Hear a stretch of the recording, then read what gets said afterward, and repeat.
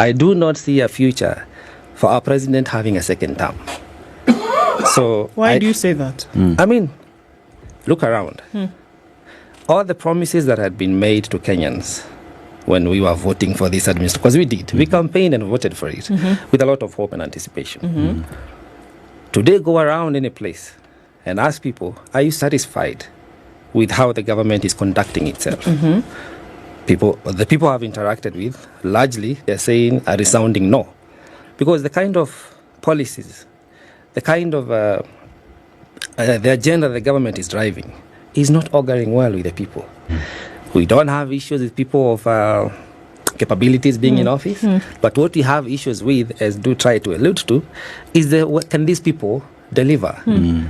At some point, we were wondering whether the impeachment of the deputy president was going to be an economic solution to this country.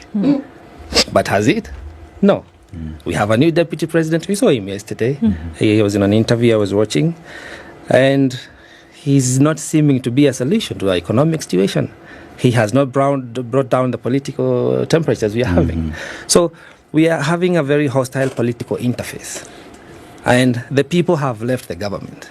If you remember the times of, I think it's 1 Kings, chapter 12, verse 12, talks about Jeroboam and Rehoboam.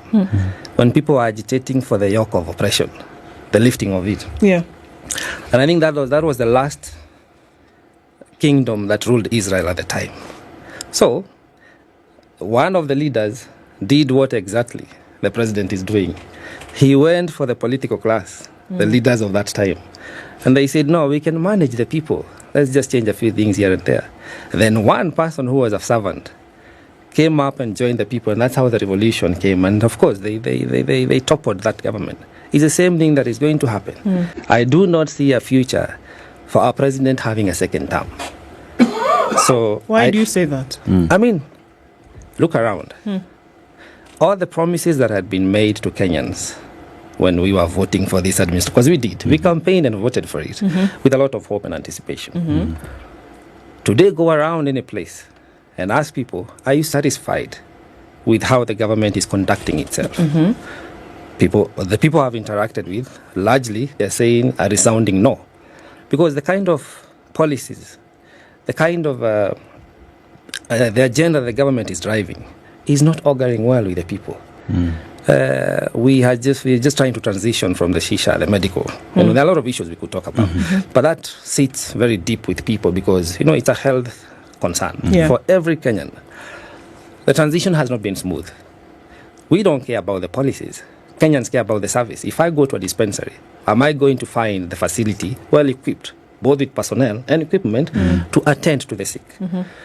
We've just been having the whole education funding model.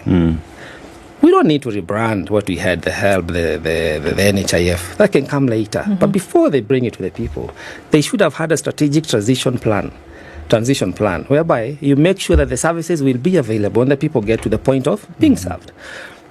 Again, and this is what is most important, according to me, people do not trust this administration. The trust deficit. I don't know where we are going to borrow. In the habit of borrowing as a country. I don't know where we're going to borrow some trust to bridge the deficit that we have. And if people don't have faith in you, it may not matter how much good you may do. At the end of the day, people have to have confidence that what you're doing is in the interest of us. The recent one is the vaccination for all our domesticated animals. People are asking why. Kenya is not even a major exporter of beef. We are like number 6 in Africa, after Namibia, South Africa, Sudan, Ethiopia, But then the question I'm asking, fine, if it's going to dilute the methane, will I still be able to produce biogas?